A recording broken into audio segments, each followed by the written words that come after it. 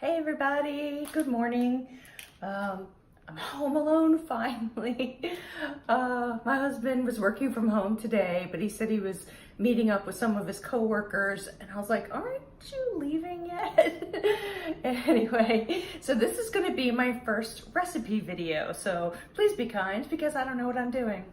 Anyway, so the recipe is a low-carb chicken fajita soup. It's also keto-friendly, so I'm assuming you can alter that for bariatric. If it's too high fat, you can always, there's cream cheese in it, so you can do the low-fat cream cheese. You can substitute light cream for heavy cream or half and half for heavy cream, and there's not that much in it. So first what I'm gonna do is make the chicken in the Instant Pot. Now you can use the Instant Pot to make the chicken, and then you could use the original recipe that I found on Pinterest was done with a slow cooker. And actually, like, I just think it's faster in the Instant Pot, but you could easily do it on the stove too. So first I'm going to make the chicken. We get our chicken from Costco, and it's great because it's individually packaged. And I'm gonna try to do some down shots so you can see when I'm putting everything in. But if you haven't made chicken in the Instant Pot before, this is just a quick lesson. You can also do this well in advance, shred the chicken and then have it in a container. And I actually did that when I made chicken earlier this week. I had an extra chicken breast and I saved it, but I want to make more because I want to make a bigger batch this time. So here's what we're gonna do. I don't know if you can see what I'm doing. Let me see. Let me back it up a little so you can see what I'm doing. Hold on one second. Okay, hopefully that's better. So I have the chicken from Sam's Club or Costco, and I'm going to open that. We always have to put them in Ziploc bags when we cut them apart, because when they're frozen, you can't tell exactly where to cut, and we've had so many times where it's leaked all over the refrigerator when you're defrosting it. It's just a helpful tip to stick it in a freezer bag as well. I wish they had better perforations on there. Okay, so I'm dumping this into the Instant Pot. It's 2 chicken breasts that are defrosted. You could do it frozen too. You just do your longer time with the pressure cooker.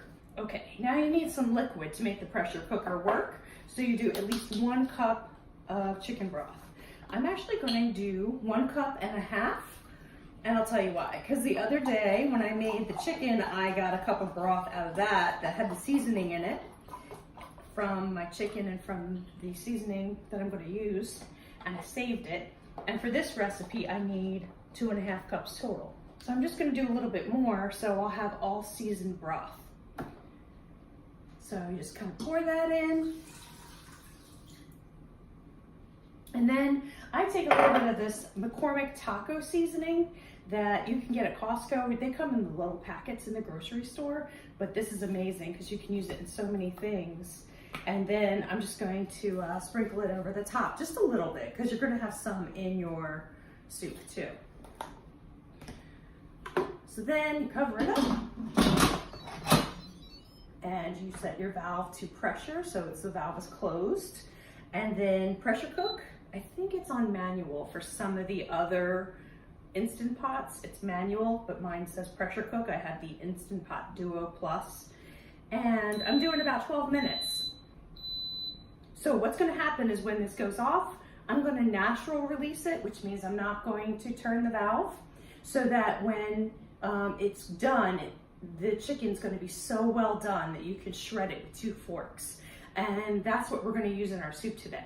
So in the meantime, I'm gonna cut up some peppers and some onions, and then when I come back, I'm gonna show you all the ingredients that you need for the soup today. Okay, talk to you soon, bye. So we're back, and the pressure valve is off. Ooh, hold on, looks like it went on again for a second. There we go.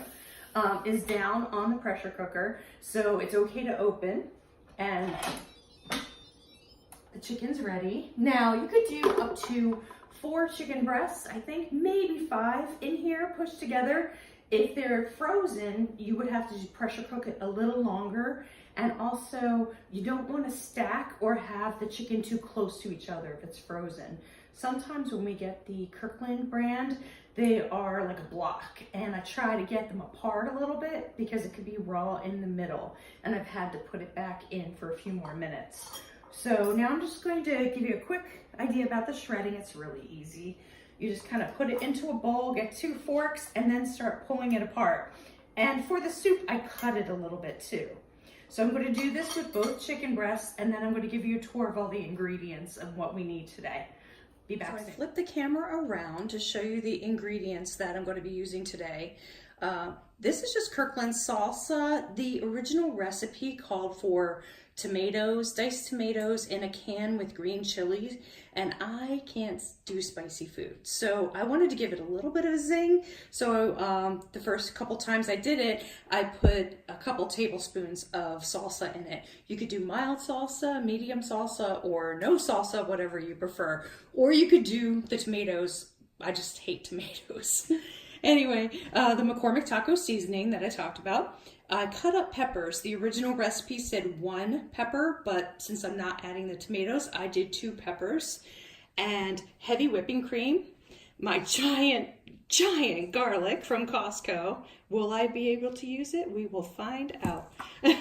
And 1 chopped onion, some cream cheese, and here's all the chopped up chicken. I also have some chicken from the other night when I made chicken fajitas, and I saved some.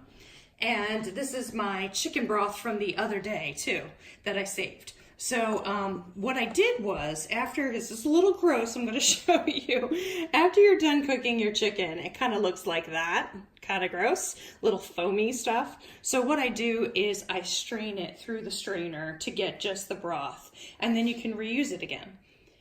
Now, what I could do right now is do this on the stovetop, but I think I like to use as few pots as possible, believe it or not, looking at this scene. But so what I'm going to do is kind of wipe out the Instant Pot, and then we can make everything in there. So I'll be right back. So, okay, so the chicken you're not going to use to the very end. So if you want to stick it in the refrigerator, go right ahead. You know, depending on how long it takes you to make it. This actually went pretty fast when I made it. My husband was home one day and I made it for lunch. I think I started at like 11 o'clock and it was ready for lunch. So I'm going to put the Instant Pot on saute and put a little bit of olive oil in there. You can use butter. The recipe called for butter, but it tends to brown and burn sometimes. In the Instant Pot, you can't regulate the heat as well. So I'm using olive oil. I strain the chicken broth, so I have like almost 2 cups here, plus what's in here. Okay, we're gonna put in the peppers and the onions. I'm gonna start with the onions because I want them to get really translucent.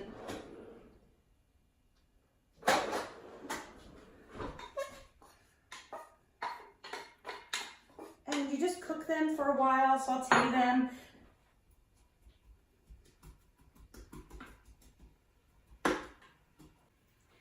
Now I'm adding the garlic.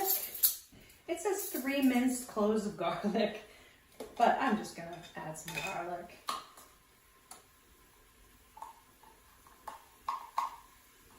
And it's to your taste. If you like garlic, go for it. Adding that in there. Adding in the peppers, both kinds. So you have a little bit of color in your soup. And then letting that saute a few minutes. So here are the peppers and the onions and the garlic sauteing. This needs a little more time. As you can see, the onions are still white and you want them to be translucent. In the meantime, what I'm going to do is I have the cream cheese block, and you should use 6 ounces of cream cheese. I might use the full 8 just because I'm making a little bigger batch. I think I'm going to do 3 cups of broth instead of 2.5 cups, so I have a little more. And I used the extra chicken. So I'm going to get that ready, and then once this is all sauteed, we're going to add it to here and have it melt into the vegetables.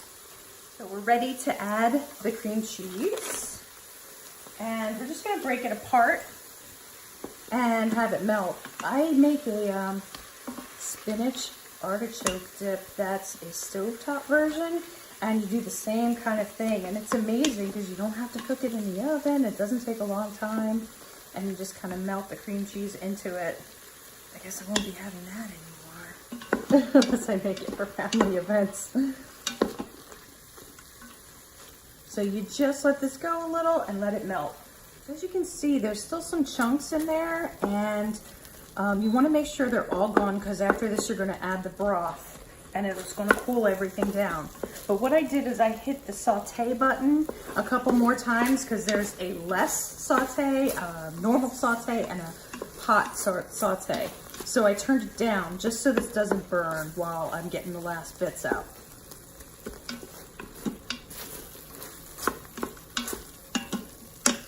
So I think it's pretty good. Now we're going to add 2.5 cups of chicken broth. I'm going to add 3 because I'm making a little larger batch. So that's 2, and you would add 1/2, and I'm going to add 3. Just because it doesn't make that much, and I wish it would make more. Okay, you can mix that up. I probably should have done that a little more slowly so it mixed evenly, but once it gets hot, it'll melt again. Okay, and 1/2 cup of heavy cream. It's kind of top.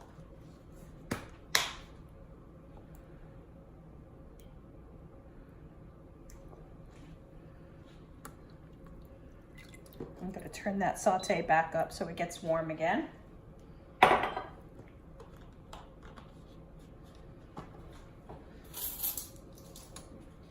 Okay, and sorry, I'm looking at the recipe. 2.5 tablespoons of taco seasoning.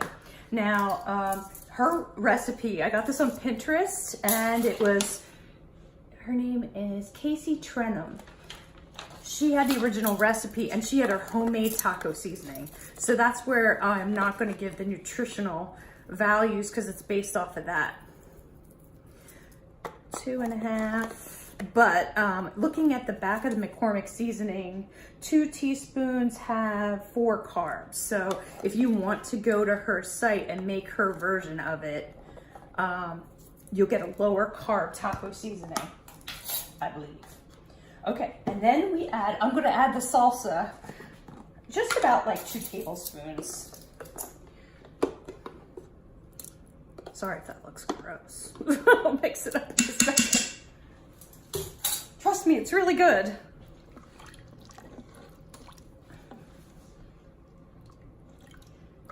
Simmer on low for 20 minutes, and then add the chicken and cover for 10 minutes. You can salt and pepper to taste, but I really don't think you need any salt and pepper. So I'll be back. So while this is simmering, it's starting to look more normal now, right? And heating up. Just keep stirring it a little bit, because it does have a lot of cream in it and you don't want it to burn on the bottom. I don't really know that you have to do it for a full 20 minutes because you've already cooked the peppers mostly, so you're just kind of cooking them some more. Okay, now I'm gonna add the chicken. And again, I don't know if you have to keep this for 10 minutes either, because it's just warming up the chicken that's already cooked. So once the chicken gets warm, you can basically serve it, and that's it.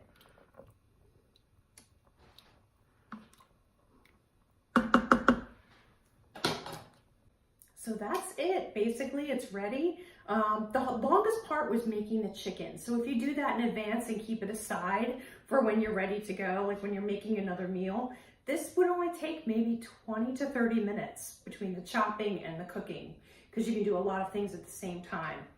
I tasted it and it does still have a little bit of a kick, so I don't really think you need the green chilies, but if you decide to use them, let me know how it went. I will post the link to the original recipe below, and I will also post my version of it, and I hope you'll give it a try. I hope you like it, and thanks so much for watching. Wait, I'm cutting my head off, sorry. Oh well, thanks for watching. Bye.